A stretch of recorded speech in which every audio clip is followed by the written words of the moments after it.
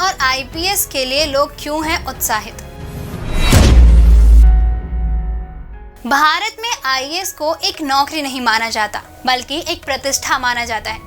लोग आईएएस से जुड़ी हुई प्रशासनिक शक्तियों और सुविधाओं से इतना ज्यादा प्रेरित हैं कि इसे पाने के लिए कुछ भी करने के लिए तैयार हैं। आमतौर पर कहा जाता है कि आईएएस तो जिले का राजा होता है और इसी ताजपोशी के लिए सभी कड़ी मेहनत करते हैं।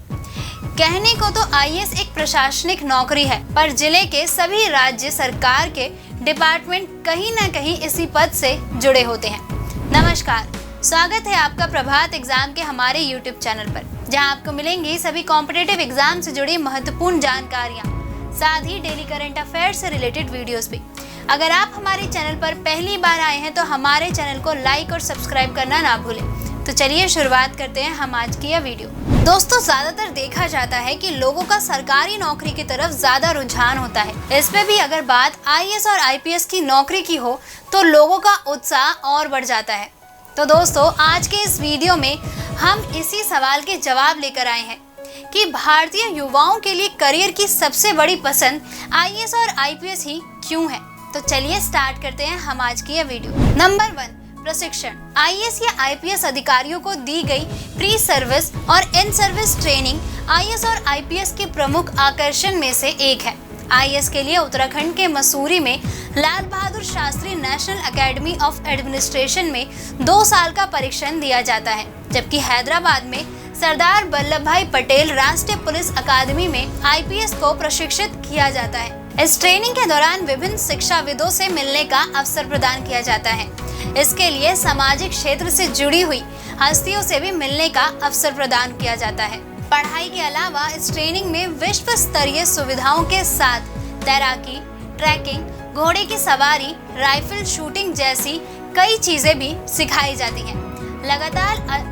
लगातार अंतराल पर आईएएस और आईपीएस अधिकारी भारत और विदेशों में इन सर्विस परीक्षण के लिए भी भेजे जाते हैं।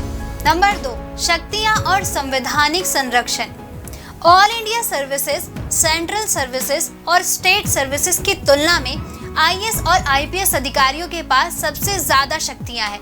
जिला कलेक्टर या पुलिस अधीक्षक के रूप में आईएएस और आईपीएस अधिकारी जिले का असली मालिक होता है। वास्तव में जिला कलेक्टर के रूप में एक आईएएस अधिकारी जिले के सभी विभागों और सरकारी एजेंसियों के कामकाज की देखरेख करता है।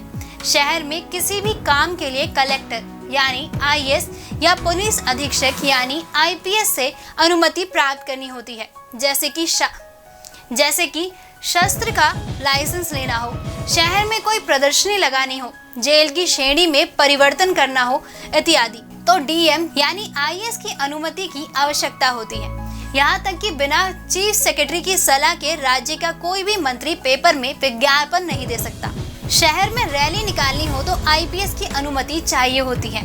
विशाल शक्तियों के अलावा आईएएस और आईपीएस अधिकारियों को संविधान से सुरक्षा प्राप्त है। हालांकि वे राज्य सरकार के तहत कार्य करते हैं, लेकिन केवल भारत के राष्ट्रपति को उन्हें सेवा से बर्खास्त करने की शक्ति है।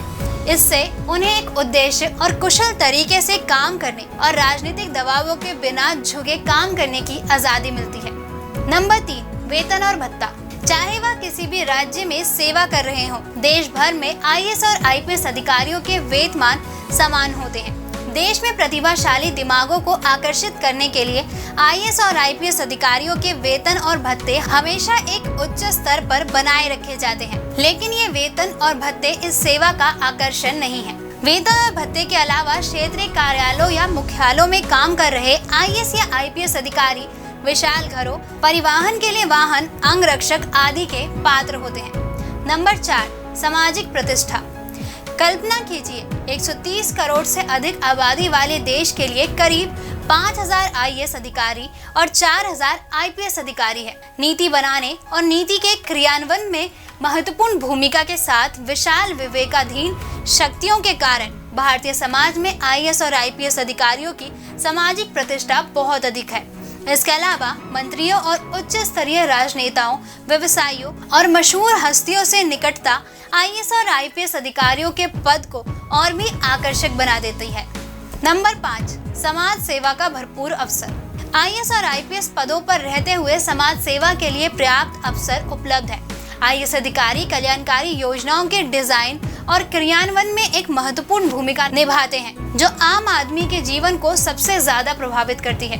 विकास के लिए कानून व्यवस्था का ठीक होना अनिवार्य है। दोनों ही परिस्थिति के लिए आईएएस और आईपीएस अधिकारी ही जिम्मेदार हैं। आईपीएस अधिकारी कानून और व्यवस्था को बनाए रखने के लिए वचनबद्ध हैं और संकट की किसी भी परिस्थिति में विभिन्न समुदाय के नेताओं के साथ परामर्श करके संकट के समय में शांति बहाल कराने और आपराधिक गतिविधियों को नियंत्रित करने के लिए प्रयास करते हैं। नंबर 6, जीवन शैली। आईएएस और आईपीएस अधिकारियों की जीवन शैली इस सेवा का सबसे बड़ा आकर्षण बिंदु है। आईएएस और आईपीएस अधिकारियों को कार्य की व्यवस्था के साथ साथ जीवन जीने की भरपूर सुविधाएं उपलब्ध हैं। सरकार और साथ ही समाज में सम्माननीय जगह होने की वजह से उन्हें खेल, संगीत, शिक्षण, गैर सरकारी संगठनों से जुड़ने का मौका मिलता है। शहर के महत्वपूर्ण क्लबों, संघों और संगठनों में कई बार उन्हें अध्यक्ष के रूप में चुना जाता है और इससे उन्हें उन संगठनों के कामकाज में सक्रिय भूमिका निभाने के लिए पर्याप्त मौके मिलते हैं। Number 7, career. आईएएस और आईपीएस का अनूठा विशेषता यह है कि इन अधिकारियों को स्थानीय स्तर, राष्ट्रीय स्तर पर और अंतर्राष्ट्रीय स्तर पर देश की सेवा करने का अवसर मिलता है। हालांकि आईएएस और आईपीएस अधिकारियों को किसी विशेष राज्य में आवंटित किया जाता है, लेकिन कुछ अंतराल के बाद उन्हें संघ सरकार की सेवा करने का अवसर प्रदान किया जाता है। आईएएस और आईपीएस अधिकारी केंद्र और केंद्रीय संगठनों में विभिन्न मंत्रालयों और विभागों में प्रतिनियुक्ति पर जाते हैं।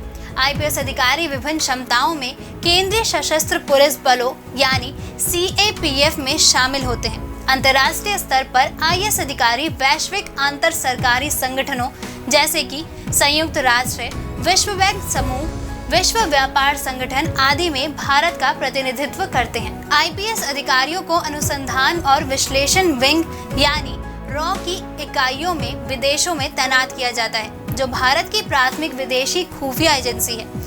रिटायर्ड होने के बाद आईएएस और आईपीएस अधिकारियों के लिए सरकार के भीतर और बाहर प्रचुर अवसर उपलब्ध हैं। रिटायरमेंट के बाद संघ लोक सेवा आयोग, वित्त आयोग, चुनाव आयोग आदि जैसे संवैधानिक निकायों के लिए आईएएस अधिकारी नियुक्त किए जाते हैं। इसी तरह राज्य सरकारें भी राज्य लोक सेवा आयोगों और सार्वजनिक निगमों में रिटायर्ड आईएएस अधिकारी नियुक्त करती है।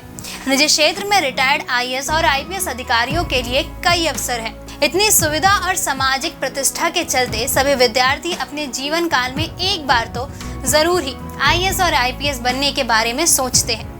दोस्तों, अगर आपको हमारा ये वीडियो पसंद आया हो तो इसे अपने दोस्तों के साथ भी जरूर शेयर करें और अगर आपके पास हमारे लिए कोई भी सवाल है तो उसे कमेंट में लिख के हमें ज़रूर बताएं।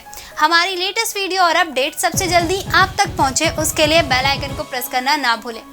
अपनी तैयारियों को और बेहतर करने के लिए आप डिस्क्रिप्शन में दिए गए हमारे टेलीग्राम लिंक की मदद से हमसे जुड़ सकते हैं। जल्द ही आपसे फिर मुलाकात होगी एक नए टॉपिक पे एक नई वीडियो के साथ। देखते रहिए प्रभात जाम।